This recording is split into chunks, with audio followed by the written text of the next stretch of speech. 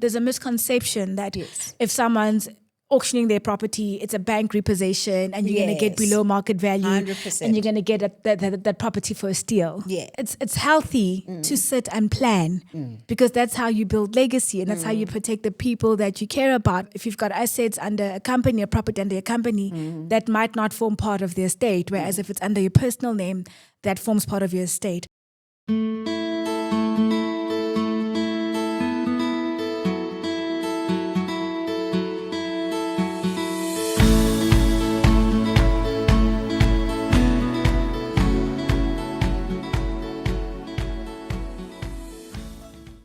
Hello, everybody. Welcome to episode number 8 at Space to Breathe. This is our Space to Breathe. Welcome, welcome, welcome, family. And I just want to take this moment to thank you for taking the opportunity to watch the other channel, the other episode that we've shared with you, the other short clips that we've shared with you. I just want to say thank you so much for supporting us. Please don't forget to go to our YouTube channel, A Space to Breathe. Please like, please share, comment, this is our space. And lastly, don't forget to subscribe. Today we have quite an interesting topic. It's about auctions, auctioning the houses. Ooh, guys, this is because it happens due to the fact that when you are winding up an estate, things are happening and houses get auctioned. And today we have a lovely guest. I'll just give you a name, ne? And then she'll do the rest. As you always know, family, that I don't like doing the introductions. I like my guests to do their own introductions. We have Dr. Phathiswa Manganye, but I call her Pat. So please don't mind me if I give throughout the conversation, I'll call her Pat. So Pat, welcome. Thank you, Nonkanka. How are you? I'm very well, thank you, and yourself. Awesome, man. I'm just going to give you this platform to share with our viewers today, to say, who is Dr. Phathiswa Manganye and what do you do? Okay, so Dr. Phathiswa Manganye, and as you said, everyone refers to me as Pat. So I am an attorney. I'm the director and associate attorney at Man Inc. Attorneys. Man Inc. is abbreviation for Manganye. I'm also a real estate principal and a real estate auctioneer, and I'm also in corporate wellness and occupational health. So that's who I am, and I'm also an entrepreneur, and I love people. I love helping people, and I love law. And in terms of my law firm, Man Inc. Attorneys, we focus more on real estate law. We also focus on estate planning, wills, trusts, and we're also quite big on corporate law for entrepreneurs, corporate governance, mergers and acquisitions, financial services. Lovely. So any aspect where I can really empower people to create wealth and legacy and to protect it, to first of all help them develop it and then to help them protect it. Yes. That's where I am. Oh, lovely. Thank you so much, Pat. I'm very big on legacy, as you know. Fellow viewers out there, you know that I am the founder of Esteem Financial Solutions, and it's all about legacy, right? Yes. And this is one of the things that I'm very passionate about, to say, how do we help our people preserve the legacy, or especially the entrepreneurs? Everything else that they have created, they will create some businesses, they will do certain things, and boom, when they are gone, the legacy is gone, right? Because why? They never put things in place. So we don't really go much into detail in making sure that we protect this legacy. But yet we talk about it a lot, right? Yes. When you start the business, I'm creating a legacy, but you don't protect it. What do you think is the trigger of that? I think people in general just don't understand, because you're a business owner, you're creative, you've got this vision, right? Yeah. So you are developing an end product, which is what is inside your genius mind. Yeah. But along with that, there comes a legal compliance aspect, which can hinder the legacy if that's not protected. 100%. And that's where we come in. And so you do what you do best, have the vision, drive the vision, and then we make sure that all the systems are in place so that that legacy does not fall apart, and that legacy actually outlives you, and that if you've got inspections, if you've got audits, anything that could compromise that legacy, that's where we then come in. Awesome. Thank you so much for that, Phathiswa. You know, I want us really now to go deeper into when you're winding up an estate. You know, we had a conversation prior to this episode before. What is this thing? There's a lady that came through, the real Mamulau. We spoke quite detail about all the stories about winding an estate. But obviously, with your side, I want also from your perspective and from your experience, try and explain to us, what does winding up an estate mean? Essentially, you're looking at the assets and ability in the deceased person's estate, and you're looking at if there's enough at the end of that analysis to pay any creditors, and if there's also enough for beneficiaries to benefit in terms of money or asset-wise in that estate. So you're basically analyzing all the assets that the person accumulated throughout their lives, as well as any debt or liabilities. 100%. Now, here's this property that you have bought. Could have been through business. Could have been just you from a personal capacity. You are no longer there. Properties are there. And now situation happens that your property get auctioned. You know when you're driving, you see those posters that says a 2-bedroom in auction, 4-bedroom in auction. What is happening? Tell us what is happening in that. What caused it for it to be on that auction? Okay, there's two parts to your question. First of all, you mentioned assets in your own personal name or assets in a company, right? Yes. Which is why we then need to come in and help you with the legal compliance, because there's different implications upon your death if you have assets under your personal name, or whether or not you've got assets under a company or a trust, right? So those trigger different effects within the estate. Okay. So, for example, if you've got assets under a company, a property under a company, that might not form part of the estate, whereas if it's under your personal name, that forms part of your estate. And the significance of that is that later on I'm going to discuss estate duty, where SARS comes in. So that value increases the more assets are under your estate, and up to a certain threshold, for example, 3.5 million, that triggers estate duty tax. So contact us prior to anything happening to you, so that we can help you minimize the effects, minimize the monetary expenses that will occur at the time of your death, right? So there's that aspect. So assets under your personal name and assets under your business or a trust. Then the second question that you mentioned is, sometimes you drive and you see it for auction for 2-bedroom. It's not a negative board sign. I love auctions. That's why I became an auctioneer. There's a misconception that if someone's auctioning their property, it's a bank repossession and you're going to get below market value 100%. And you're going to get that property for a steal. No, there are different types of auctions. There's normal auctions where the seller, it's not a bank repo. Someone just wants to sell their property quickly, because there's a lot of benefits to auctions. So someone wants to sell their property within 30 days and they maybe don't want to pay the agent's commission, because when there's an auction, the purchaser pays the commission. So those for sale signs are actually positive. The person's in a healthy financial state. They just want to sell their property quickly, and we ensure that they actually get the market value, right? The misconception is that is in the bank repossessions. When you then attend the sheriff auctions, those are a different type of auctions, because courts are involved and properties have been attached. And so those are two different types of auctions. So we look at the more positive, healthy aspects of auctions. And people can contact us anytime and to say, listen, I want to auction my property, and we'll guide them. They'll get market value. They will not sell it at a loss. And it's a very healthy way to sell your property. Awesome. I use the word healthy because I'm a doctor. So if I say healthy, please bear that in mind. No, we will. Don't worry. By the way, she is Dr. Phathiswa Manganye, so she loves her healthy lifestyle. You know, Pat, as you're winding up your estate, right, there's that administration process. And in the administration process, they find that opportunity there whereby now the property must be auctioned. what do you think, what could have been the factors that contributed during the administration of that process to actually get that one specific property to be auctioned? In example, we always want to go back to the family home. And I want to use the family home because there's a lot of problems about the family home. But here's an additional property that we got, personal capacity as well.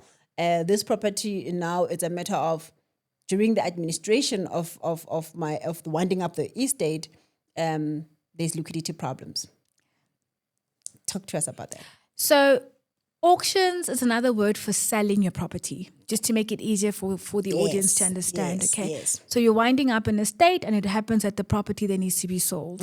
Okay, you can decide to auction the property, or you can decide to use a normal real estate process through the real estate sales agency. Okay, we offer both options, but I love auctions, as I mentioned, right? So as you said, sometimes after analyzing the assets and the liabilities within the estate, you find that sometimes the liabilities, expenses outweigh the amount that is in the estate to actually pay off the debts, right? Yeah. And then that's when you end up needing to sell off assets within the estate. Assets could be jewelry, cars, tangible, intangible, movable, immovable. Yeah. So sometimes it happens that you need to sell. So when it comes to an auction, you find in terms of an investment property or a family home, you find that maybe there wasn't a life cover in place to cover the bond that still exists on the property. So that could be the first option. And first cause is that there's still a debt, there's still a mortgage on that property. Yeah. Sometimes there isn't a debt in that property, but you've got other expenses. There's other creditors that you have. You could owe on your car, or you went and you accumulated other bad debt that also needs to be covered. And that even though that home is paid off, the liabilities within the estate still need to be settled. And that's where auctions would then come in. Okay. So it's very important for us to do estate planning with you and to set up a will for you, because part of the estate planning is for us to see how many assets are there, how much are the liabilities, and what do you want to leave for certain beneficiaries? Yeah. And is there enough after paying the executors' fees, after paying estate duty and SARS if it's applicable, after paying off all the creditors?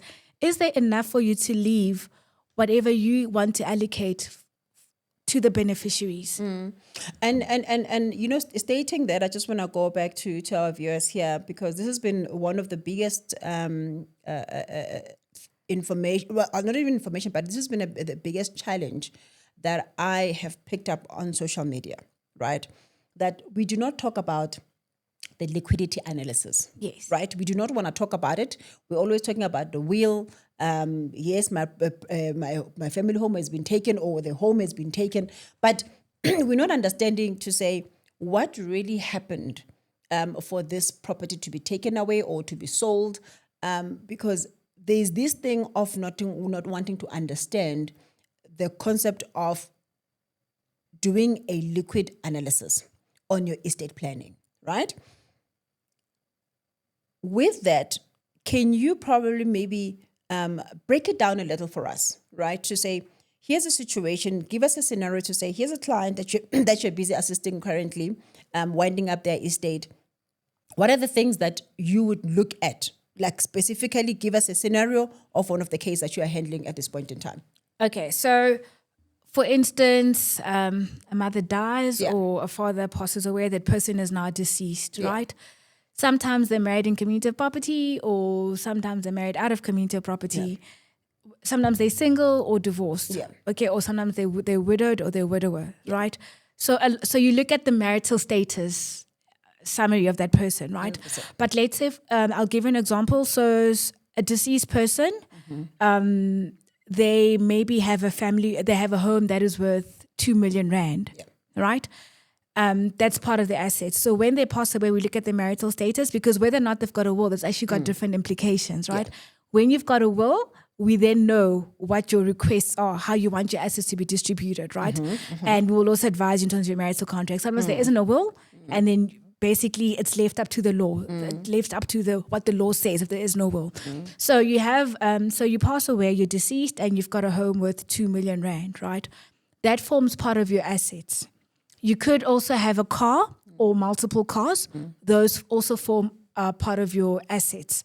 You could have jewelry, your furniture.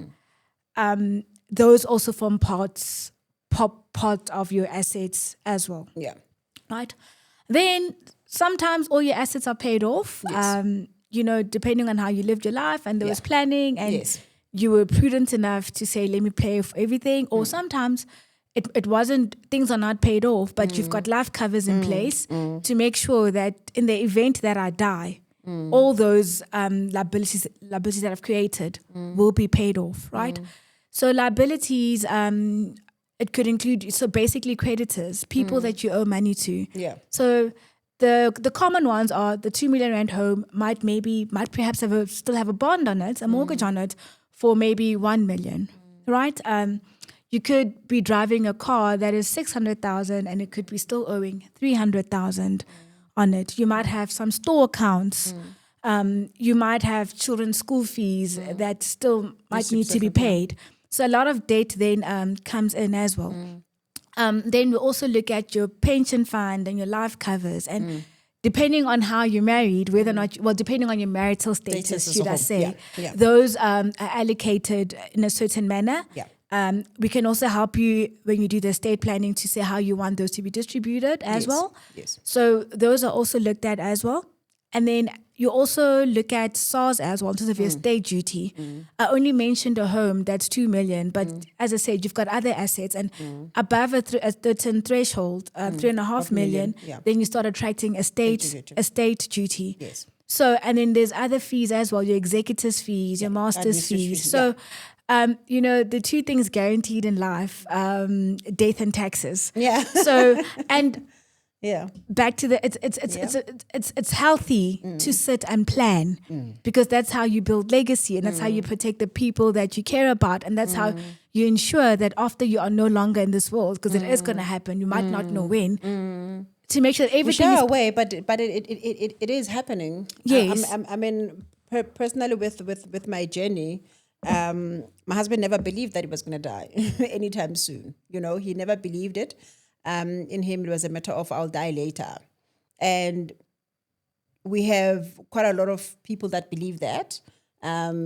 People just wake up and believe that they still have a lot of years to go, and one of the things that probably we used to fight about was about let's plan, and he wouldn't want to plan. And those are the things that I like to really to speak to the viewers to say, today take that opportunity to plan. Yes.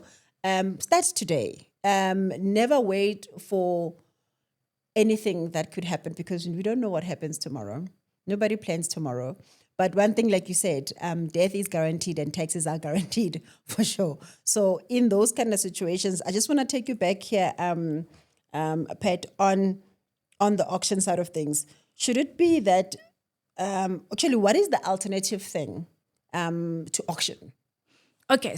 What will be the circumstance of that alternative option? Okay. Let's explore that. So when you're winding up an estate and it's then determined that a property needs to be sold, right? Yeah.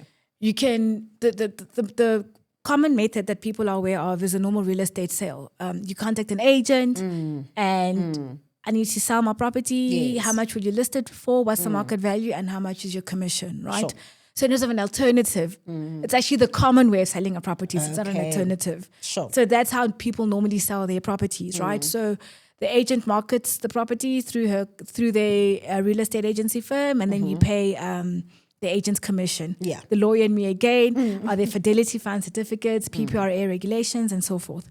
And then there's also the auction route. The reason why I prefer auctions is that you actually save on agent commission fees because the seller, the purchaser, whoever buys that property ends up paying the agent's commission, pays the commission for that property. Auctions are also, they normally take place within 30 days because we do aggressive marketing, and that's why you see those boards as you're driving. It's aggressive marketing to give the property the maximum exposure in the shortest amount of time, right? Whereas with the normal real estate sale, sometimes properties are on the market for months because Even they for list. years, Yes. Sometimes So it even takes longer to actually wind up an estate. Yes. Because they can't find a buyer. yes. So auctions are quicker. You save on the agent's commission because the purchaser pays, the buyer pays the commission. More aggressive marketing, and it's normally done within 30 days. Yeah. And that's why I prefer auctions. It's transparent and very important. You still get the market value of your property, which is a misconception that if a property is an auction, it's going for cheaper. No, we actually determine the price of the property. Just So like you guys do like a valuation, like Yes. like Yes. as per the normal Yes, a process, comparative- you evaluate the property, see how much this property is worth, and so forth. Yes, we do comparative market analysis valuation, which is what the real estate agent would also conduct. Okay. And then that tells us the market value. Sure. So when you sell your property on auctions, you still sell it as per the market value as to what that property is worth. It's just done within 30 days. Okay. And you just save on agent's commission because the purchaser will pay the commission. So actually, as a family, you actually will save money by selling the property through an auction. In that case, then maybe tell us the difference in terms of the commission. The commission is coming. So now I'm the buyer, and then I'm the one that's going to pay the fees. Yes. To the agent, right? To the auctioneer. To the auctioneer, yes. Right. And then on the other side of being a real estate, but the same thing, right? The buyer will be the one that's going to pay the commission to the agent. So who pays the agent? Yeah. So in the auction sale, the purchaser, the buyer pays the commission. Okay. In a real estate sale, the seller pays the commission, meaning that if your property, if your property, you bought your property for 2 million and now we're selling it, for example, 3 million, right? When the offer to purchase comes through a normal real estate sale, then it's that 3 million will then include the agent's commission. Okay. All right. Whereas if it's through an auction, whatever price we get at the auction, you include 10% auctioneering fees. Okay. Which is then the substitute for the agent's commission. Okay, I see what you mean. But now in that, the auction, it's about 10%. But with real estate, they will say that we are negotiating this fee between your 6%, 7%, and so forth. Wouldn't you say that you're not saving that much? What is the difference there? No. So in auctions, then the seller, so you are saving you who are selling the property. The person that I'm the one that's selling the property, so I'm saving. Yes, you're saving. Now my property will then be sold for the 2 million that I would have been looking for. And from that 2 million that you're mentioning, you don't have to deduct agent's commission. 100%. So you're going to get your 2 million, and then we're going to add on the auctioneer's commission. Okay. So the seller does save on the commission when they auction because it's not from the offer that comes in, it's included over and above the offer. So basically when we're busy bidding, they're gonna start at 2.2 million and see who wants to buy it. So they're gonna start higher as they're bidding until to get to the market price. How are they gonna bid that? How does it normally go about? It's a technique. It's a technique. It's you analyze the property. Okay. You analyze the property, it depends on the price. Sometimes you want to start off low to get the interest. Sometimes you just want to say, this is the price. So there's no one size fits all. It's there's rigorous analysis in auction. There's never a dull moment because every property is different. The locations are different. So I can't give you a one size fits all. Awesome. And I'm asking you this because I've been to the auctions myself. It's one of the things that I said, I like to experience it. I just want to see, especially on the property side, it's different when it's furniture and everything else. But I just want to see on the property side. And it's amazing how people even have brokers that actually go and represent them to buy these properties in the auctions. And I realized that you can, if you're into property, you can actually get great deals in the auctions. Not to say that you are getting them for cheap, like you said, it is for that market value. But what is this? Why do you think there's a negative connotation around auctions? Like when you're doing your own research and looking at the environment because you've been in that space, what do you think is this negative? I don't know what to call it, but there's this negative norm about auctions or auctioning a property. So that's because of the court orders. As I mentioned to you in the beginning, there's two types of auctions, right? So the court order auctions, the sheriff auctions. Okay. That's what's created the negativity because people are under the impression that when your property is now auctioned, you could no longer afford to pay for it. And just to clarify, with those sheriff auctions, those court order auctions, those are normally repossessed properties where the owner hasn't been able to service the mortgage, and now there's a warrant of execution. So that's where the negative connotation comes in terms of auctions. But as I said, we don't deal with sheriff auctions. We deal with I want to sell my property within 30 days, and I want aggressive marketing, and I just want to save on agents' commissions. I'd rather have the buyer pay for it. And who does the marketing? Like you spoke about an aggressive market. Who does the market and who pays for it? So the auctioneer does the marketing. Okay. In terms of payment, we normally discuss it with our sellers. So there's an option where the seller pays. There's an option where we incur the costs. So it all depends on the situation. It also depends on the type of property. And not every property is meant to be auctioned. And that's what I'm saying, that auctions are highly analytical. That was going to come. I was coming to that was my next point, to say, what kind of properties must really go to the auction? Because I don't believe all properties must go on auction. Yes. Now, since you've already mentioned the point, please go through it and just tell us more about that. Yes, so it is quite an analytical.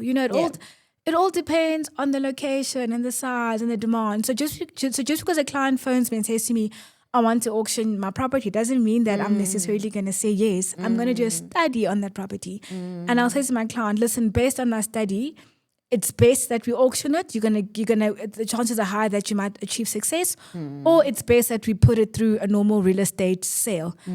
Being that said, even if we decide to auction it, if it doesn't sell on the day of the auction, sometimes interested buyers contact you afterwards as well. And sometimes we then put it on the market and it still maybe sells quicker as well. So you really have to analyze. We will then guide you as to say, right, your property is then eligible to be auctioned or not. Okay. And it's not that your property is not good enough. It's not that we are rejecting your property. Yes. At the end of the day, my job is to help you sell your property, and I need to determine the best way for you to sell your property. Awesome. Right. Okay. Yes, and you also mentioned that you've been to auctions, and that sometimes auctions, they've got brokers representing. Yes. With the advent of technology, it's actually quite fascinating. So people attend auctions. Yeah. Sometimes it's done over the phone. Yes. As well. Yeah. And so there's different ways that the auctions are actually 100%. Now achieved. And talking about the broker, the legal side of me as well, that normally power of attorneys are signed, meaning that you give the person permission to come and represent you at the auction. Awesome. Okay. Yeah, because sometimes you'll be seeing others going out to say, hey, the property is now going on so much. Should I take it? And it will be calls everywhere. I'm like, hey, people are busy out there. Hey. Yeah, so you can be present. Yeah. It's online and it's also telephones. Awesome. Now let's come to the financial part of it.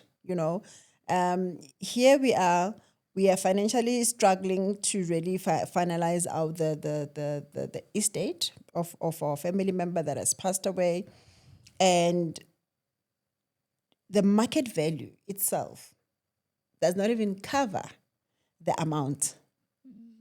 What happens? Estate planning. Again, healthcare side, prevention is better than cure. Yeah.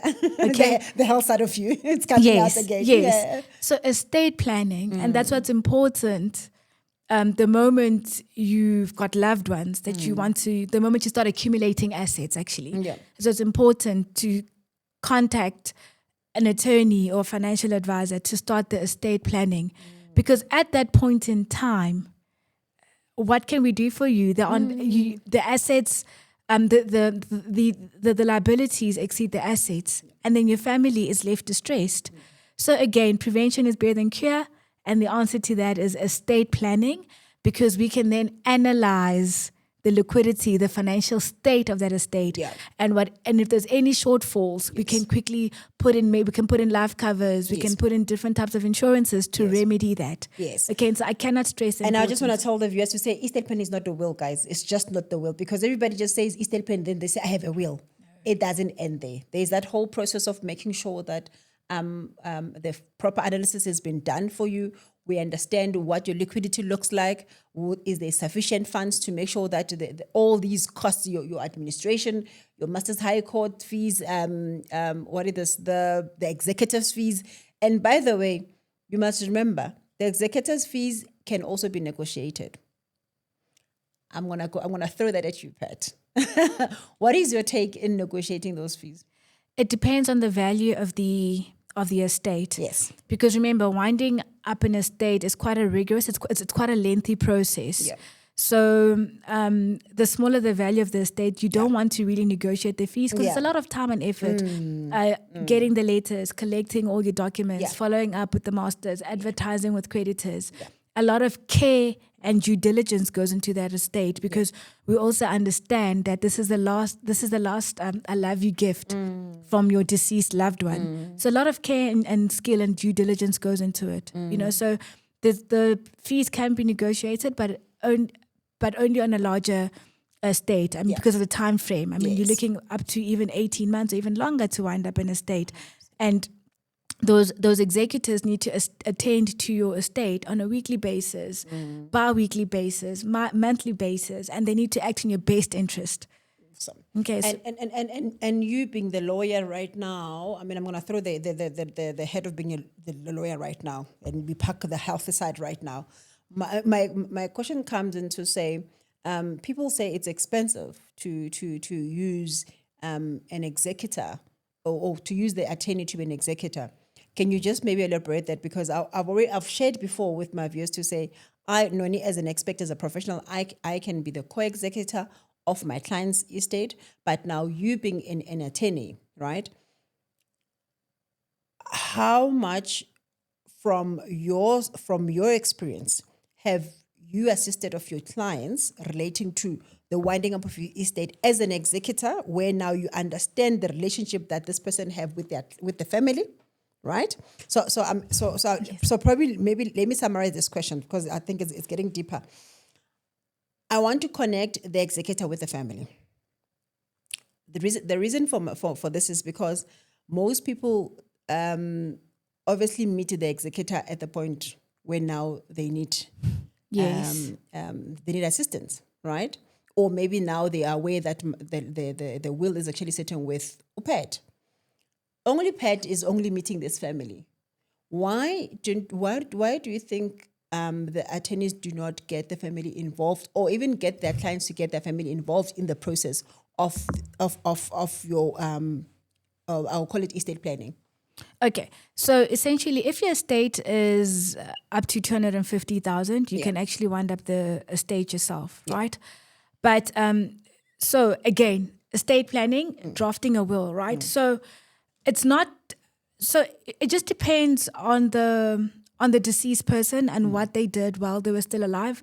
Some people will draft a will, they'll drop a will, and they'll tell their families, this is what I've done. In the event that I die, this is how much I've left you, and and this is how much each person's gonna get.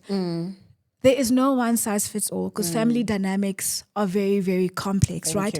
But at the heart of it is that if you have a will, then you know how the will is going to be distributed to your loved ones when you pass on.